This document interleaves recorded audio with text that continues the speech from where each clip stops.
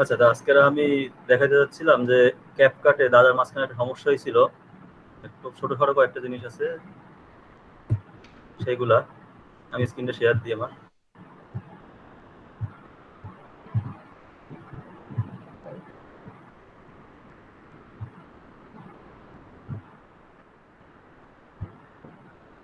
ক্যাপকাটের subtitle, এই বিষয়গুলা।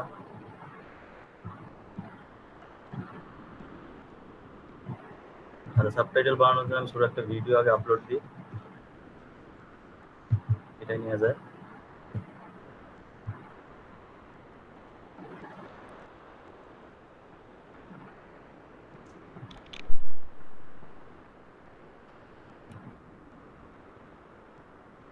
আচ্ছা, এবার এই যে ক্যাপশন বাটন, ক্যাপশনে ক্লিক করলে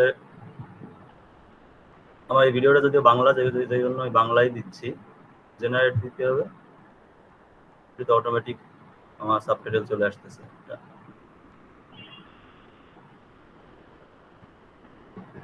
কিন্তু সাবটাইটেল হয়ে যাওয়ার পরে একটা মেইন সমস্যা যেটা থাকে, এই যে এইখানে দেখা যাচ্ছে যেগুলো বড় বড়, যেখানে বড় বড় কথা আছে ওই জায়গাগুলোতে এই লেখাগুলো ভেঙে যায়। এই হঠাৎ একটি গ উপরে থেকে গেছে, তয়ের একার নিচে চলে গেছে, এগুলো অনেক সময় আমরা খেয়াল করি। সাবটাইটেল জেনারেট হয়ে যায় কিন্তু এগুলো খেয়াল করি নাই। তাদেরও মাঝখানে মেবি এইটা সমস্যা হয়েছিল। তখন এখান থেকে যে এই যে গর্তে, এটার একটা এডিট করে নিচে জাস্ট দিয়ে দিলে ঠিক হয়ে যাচ্ছে। তারপরে এই যে আবার যেখানে বড় সেন্টেন্স আছে ওইখানে হয়েছে আবার এটা, এই যে এখানে হয়েছে বাস বর্গের যে উপরে থেকে গেছে, এইখানেও সেম একইভাবে টেক্সটারে সিলেক্ট করে এই জড়ো করে জড়োটা নিচে নামাই দিলে সাবটাইটেলটা ঠিক হয়ে যাচ্ছে। একটা সহজ একটা কাজ ছিল। আর সাবটাইটেলের তো কালার টেমপ্লেট এগুলো তো চেঞ্জ করাই যাচ্ছে, কালার এখান থেকেও চাইলে দিতে পারতেছে, ওই পাশে আরো অপশন আছে। ও আরেকটা জিনিস, এই সাবটাইটেলের মধ্যে আরেকটা বিষয় আছে যেটা হলো যে আমরা এইখানে লেখাটা ছোট, এইখানে লেখাটা ছোট, তাই ভাবলাম যে এখান থেকে এটা বড় করে দিলাম, এটা দেখতে সুবিধা হবে। সমস্যা হচ্ছে কি, এইখান থেকে আমি বড় করার পরে পাশে যে লেখাটা বড় ছিল ওইটাও কিন্তু বড় হয়ে গেছে। এই জন্য এটা করতে হবে, সব কয়টা পুরো সাবটাইটেলটা বানানোর পরে পুরো ভিডিওটা একবার মিনিমাম বা দুইবার যার যেটুক দেখলে পারবে সে সেইটুকু দেখে নেবে। দেখে না নিলে দেখা গেল যে কোনো একটা কলামে কোনো একটা লাইনে এরকম সমস্যা হয়ে গেছে কিন্তু খেয়াল করা হয়নি, পরে ভিডিও আপলোড দেওয়ার পরে ওই ভিডিও আবার ডিলিট করে আবার নতুন করে আপলোড দেওয়া লাগবে, এডিট করে আবার আপলোড দেওয়া লাগবে। সেকেন্ড অপশন হলো এটা। আর সেকেন্ড একটা জিনিস আছে যে আমার এই ভিডিওতে একটা ব্যাকগ্রাউন্ড মিউজিক আছে, অনেক সময় হয় যে ব্যাকগ্রাউন্ড মিউজিকের জন্য কপিরাইট খেয়ে যায়। আমি একটা ব্যাকগ্রাউন্ড মিউজিক দিয়ে ছাড়লাম আমার একটা ভিডিও, অন্য কেউ নিয়ে কি করলো, আমি ইচ্ছা করলে ইউটিউবের পলিসি অনুযায়ী বা ফেসবুকের পলিসি অনুযায়ী ফেসবুক যদি নিজে নিজে আমার কপিরাইট না দেয় আমি তাদের জন্য কপিরাইট ক্লেম করতে পারি আমার এই ভিডিওর জন্য। কারণ সেম ভিডিওতে সেম ই তো আর আমি যেতে যে মিউজিক দেবো আরেকজন তো সেটা দেবে না। তো এই ব্যাকগ্রাউন্ড মিউজিকটা রিমুভ করার জন্য একটা কাজ করা যায়, ইজি প্রসেস, যেটা অ্যাপসে আছে, যারা ওয়েব ইউজ করে ওয়েবে পাবে না, অ্যাপসে ঢুকে জাস্ট এই ভিডিওতে ক্লিক করে একটা রাইট ক্লিক, দেন এই যে এক্সট্রাক্ট অডিও করলে এটা আলাদা হয়ে যাচ্ছে। এটা আলাদা না করেও করা যাচ্ছে, কিন্তু আলাদা করে নিলে মেবি ভালো হয় আমার মতে। এবার এটা আলাদা করার পরে এখানে এসে বেসিক, বেসিকে একটু নিচে গেলে এই যে আইসোলেট ভয়েস, এখন আইসোলেট ভয়েসে ক্লিক করার পরে আমার দুইটা অপশন আসতেছে, একটা হলো কিপ ভোকাল আর একটা হলো রিমুভ ভোকাল। আমি কিপ ভোকালে অলওয়েজ ক্লিক করে রাখবো যেন আমার ভোকালটা থেকে যায় আর ব্যাকগ্রাউন্ড মিউজিকটা ক্যান্সেল হয়ে যায়। আর আমি যদি রিমুভ ভোকাল দিয়ে দিই তাহলে ব্যাকগ্রাউন্ড মিউজিকটা জাস্ট থাকবে আর ভোকাল চলে যাবে। এই আর একটা জিনিস। আর অনেক সময় হয় যে একটা ভিডিও যার সাউন্ড অনেক কম বা কিছু কম আমার বাড়ানো মনে হচ্ছে বাড়াই, সেইখানে আমরা অনেকে এইখান থেকে বাড়াই। তো এইখান থেকে বাড়াইলে হয় কি, ভিডিও সাউন্ড কোয়ালিটিটা অনেক সময় নষ্ট হয়ে যায়। আমি পার্সোনালি ফেস করছি এই জিনিসটা কয়েকবার। তা ওর থেকে বেটার অপশন হলো এই ইনহ্যান্স ভয়েস অপশন আছে একটা। এই ইনহ্যান্স ভয়েস দিয়ে যদি সাউন্ডটা বাড়ানো হয়, এটা হলো এটার এই ভিডিওর জন্য কিভাবে বাড়াইলে ভালো হবে সেটা নিজেই এআই দিয়ে ঠিক করে দিচ্ছে। বাট আমি যদি ম্যানুয়ালি এইখান থেকে বাড়াই, তখন এই জিনিসটা অতটাও ভালো হয় না। এইভাবে একটা বাড়াইতে পারতেছি, কমাইতে পারতেছি।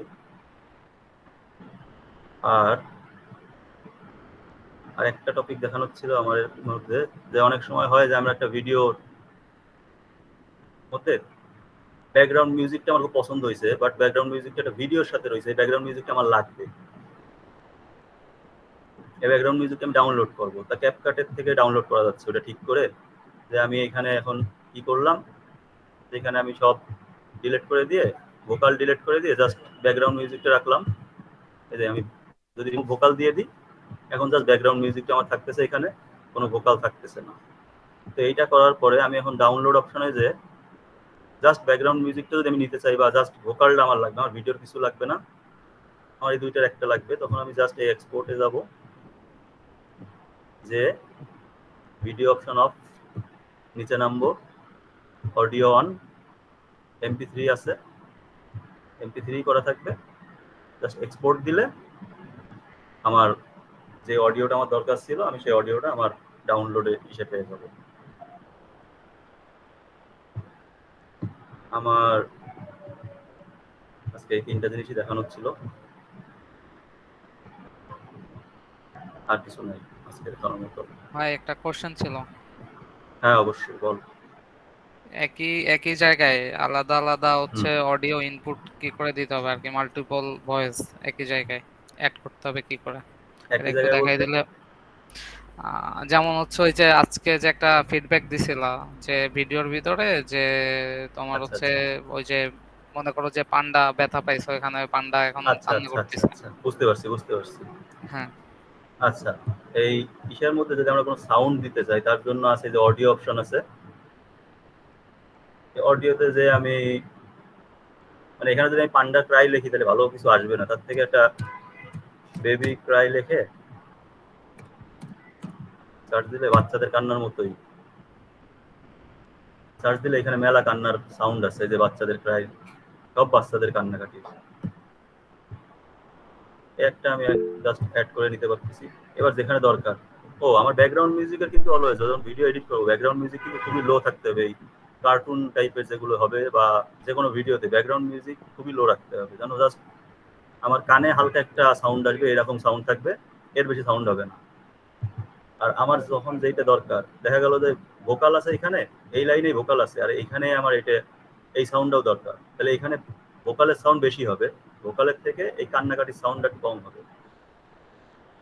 তারপরে যেরকম প্রায় আছে, আর যেসব সাউন্ড লাগে সব সাউন্ড এখানে আছে ছোটখাটো করে, এটা তো বেশি বড় সাউন্ড না, সব সাউন্ড গুলো এখানে আছে। এই যে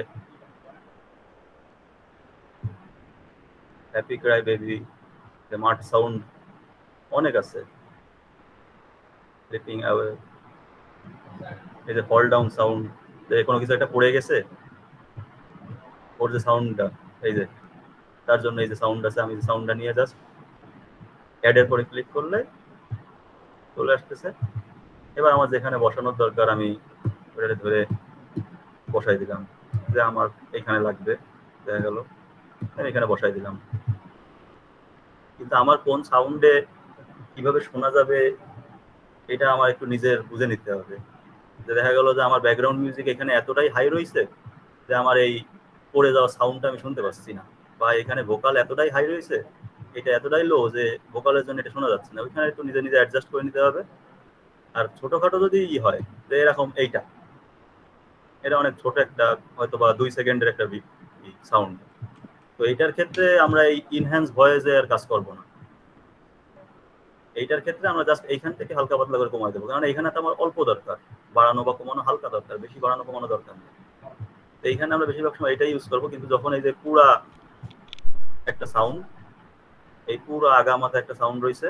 এইটার ক্ষেত্রে আমরা ট্রাই করবো বেশিরভাগ সময় যেন আমরা এটা ব্যবহার করি, এই ইনহ্যান্স ভয়েস,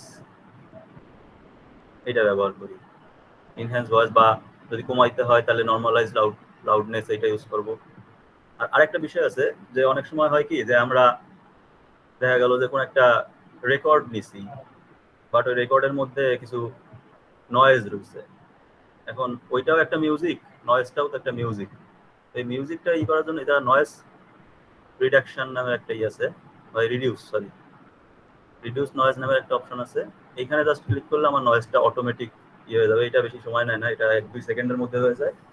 বাট এই আইসোলেট ভয়েস আর ইনহ্যান্স ভয়েস এই দুইটা একটু বেশি সময় নেয়। আইসোলেট ভয়েস, ইনহ্যান্স ভয়েস এই দুইটা একটু বেশি সময় নেয়। আচ্ছা, আর কারো কোনো কিছু প্রশ্ন আছে?